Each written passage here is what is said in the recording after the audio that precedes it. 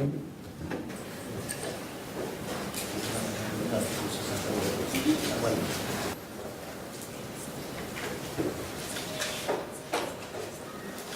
Excellency is currently the Chancellor of the University of South Pacific, who officiates the university's graduation ceremonies. He is also Fiji's lead advocate and champion of the national campaign to promote health and wellness and reduce non-communicable diseases. A very good morning to you all. I'm deeply honored to join you and to officially open the inaugural Shaping Up Pacific Research Symposium on Sport and Sustainable Development on behalf of the Government of the Republic of Fiji, and in my capacity as the 24th Chancellor of the University of South Pacific. I welcome researchers and practitioners from Pacific Island countries and territories and from around the world. It is our pleasure to host you in Fiji for this important event, which is sharing the latest developments and research exploring the contribution of sport to sustainable development. Seen as more than just a game, sport has been widely recognized as an enabler of sustainable development. Now, besides the excitement that sport and games events bring to our lives, people of the Pacific and around the world, the role of sport extends to a wide spectrum of human development areas.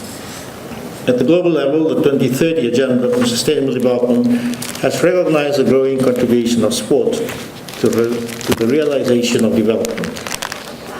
And through this realization, sport is recognized as supporting the promotion of tolerance and mutual respect, the empowerment of women and young people, and contributing to development objectives across the domains of health, education, economic growth, and social inclusion. Now, at the regional level, small islands development states accelerate the modalities of action, or the Samoa Pathway, which was adopted in 2014, further emphasizes the support of the heads of state and government in using sport as a vehicle to foster development, social inclusion and peace, in addition to strengthening education, promoting health, and building life skills, particularly among our youth. Now, recognizing the potential of sport in advancing sustainable development objectives, the Government of Fiji has incorporated sports development in the country's 5-year and 20-year National Development Plan. Now, that was launched in the margins of the COP23 meeting in Bonn, Germany, November last year. In the longer term, sport tourism is part of the priority for nurturing new and emerging growth sectors, while the development of professionalism in sport and the promotion of access and participation in sport is an integral component of the country's vision for skills development and the attainment of demographic dividends for the people of Fiji. The Pacific Island Forum leaders and Pacific Ministers of Health have identified the high burden of non-communicable diseases, NCDs, as a major barrier to achieving the vision of healthy islands and islanders for the Pacific. Now, particularly physical inactivity is known as one of the leading risk factors for mortality across all Pacific countries and territories. The Global School-Based Student Health Survey, conducted by the World Health Organization in 2016, estimated that only 19.2% of students aged between 13 and 15 years in Fiji reported that they were physically active for at least 60 minutes a day within a 7-day period. Now, notably, the same survey highlighted that the level of physical activity among female students in Fiji and across all surveyed Pacific Island countries and territories was lower than their male counterparts. Now, Fiji's health system and our people are bearing the burden of NCDs-related ailments. Now, currently, Fiji loses about $406 million annually due to the prevalence of the 4 major NCDs: cardiovascular diseases, diabetes, cancer, and chronic respiratory disease, the leading causes of mortality in Fiji, leading to premature deaths.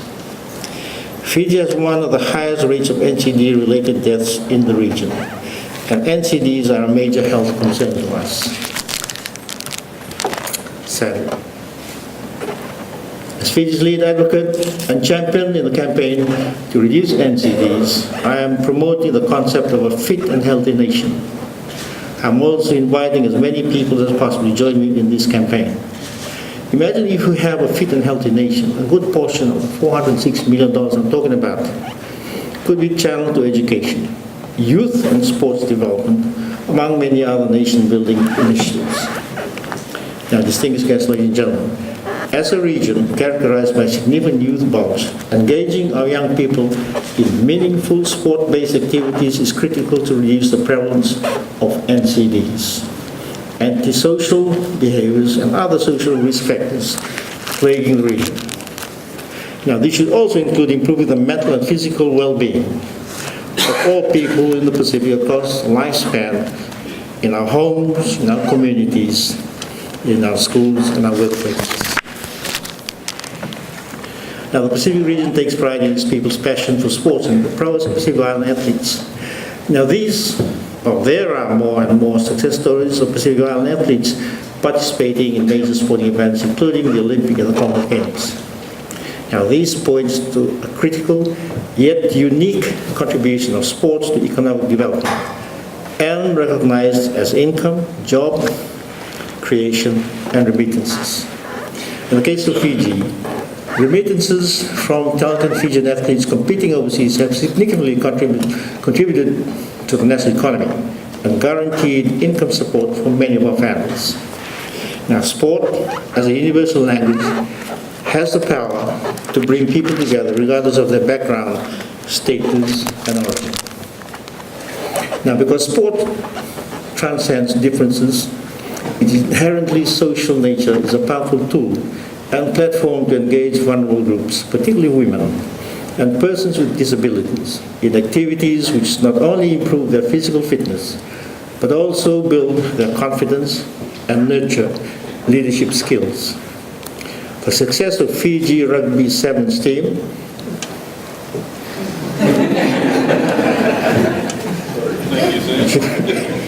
at the Rio 2016 Olympic Games is not merely a sporting achievement for Fiji, but has served as a source of inspiration for all Pacific Islands people from all walks of life, and a milestone that brings pride not only to the people of Fiji, but to all our Pacific Island brethren. Fiji also lays claim to the Pacific region's first Paralympic gold medal through the athletic feats of our current Assistant Minister of Youth and Sports, the Honourable Ilyas Delana.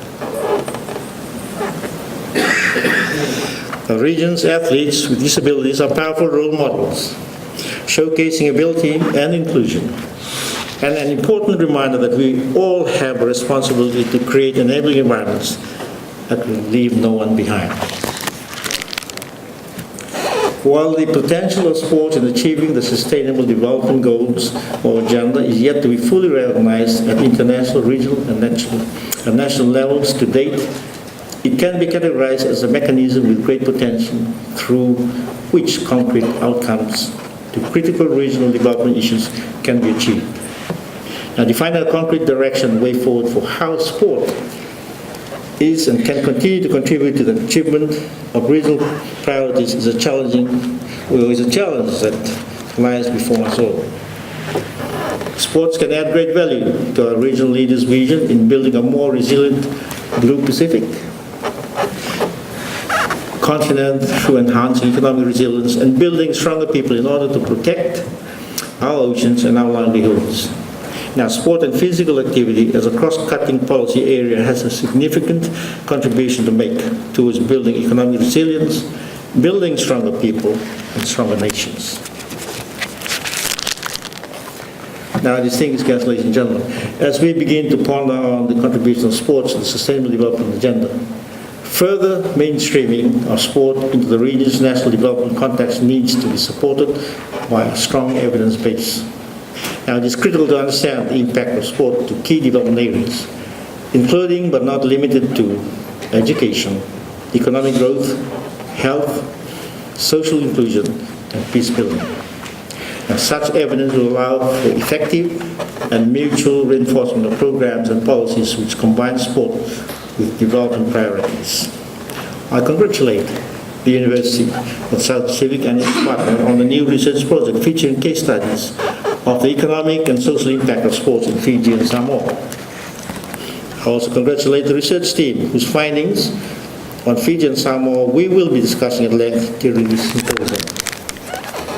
We should all welcome the inclusion of sport on the university's research agenda. We should also look forward to ongoing collaborative efforts to measure the impact of sport and its contribution to sustainable development in Pacific Island countries and territories.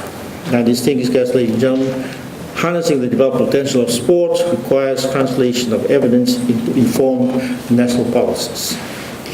As the contribution of sport, physical activity and physical education is cross-cutting and easily caters to a wide range of issues, it is crucial or critical to develop a comprehensive vision for sport, which aligns with national and regional development priorities. Since 2017, the Government of Fiji has been in the process of revising the national sport policy, which aims to maximize the contribution of sports to national development priorities. Now, led by the Ministry of Youth and Sport, the process of policy development has been participatory and evidence-based through data collection and engagement with critical stakeholders through inclusive and participatory consultation exercise. I'm sure the Minister will be talking more about that in his address later on. The sport policy development process in Fiji has highlighted that sport is not a standalone sector and that setting a vision for sport needs to go beyond the domain of the sports sector. An intersectoral and interdisciplinary approach is key to ensuring that local, national and regional development initiatives embrace and leverage the power and potential of sport to maximize its potential to achieve broader development priorities. I'm pleased to note that Fiji's Minister of Youth and Sports will also be speaking this morning, and I'm sure he could enlighten the symposium on this and other related issues. Now, I fully support the Vanuatu Minister of Education and Training, the Honourable Jean-Pierre Niruan, when he said that, and I quote, "Sport is everyone's business," unquote, during his address at the 5th Pacific Sports Ministers meeting in conjunction with the Vanuatu 2017 Mini Pacific Games. I was fortunate to be in Vanuatu at the time and met the Honourable Minister and some sports people too. What this essentially means is that a coordinated action plan for sport requires the alignment of international standards and norms for sports with the regional and national development framework, to support the collaboration of different sectors and the commitment of multiple stakeholders in translating talk into action. I believe in walking the talk. I was talking to Professor Richard Paul this morning and hijacking. As the lead advocate for wellness and fitness, I not only walk the talk, but my team and I, we run the talk every morning.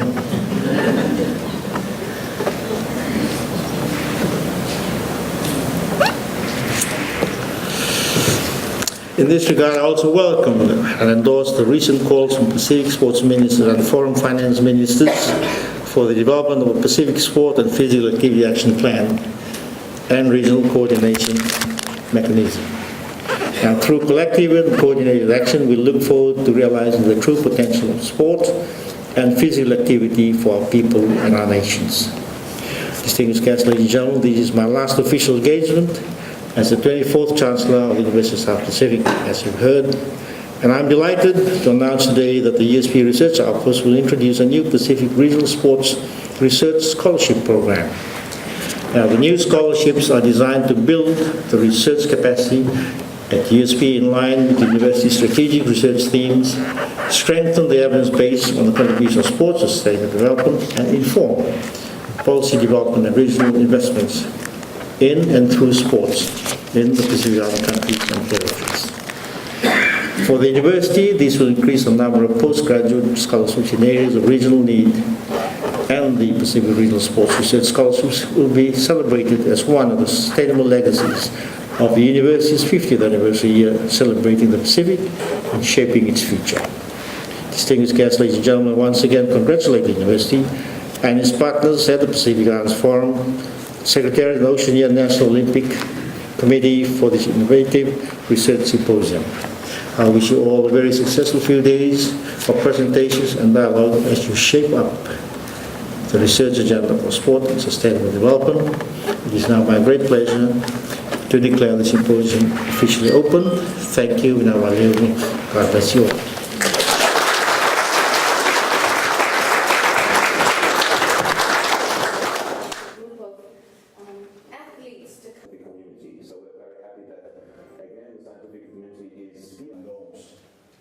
Distinguished guests, ladies and gentlemen, later on today and tomorrow we'll be hearing from some...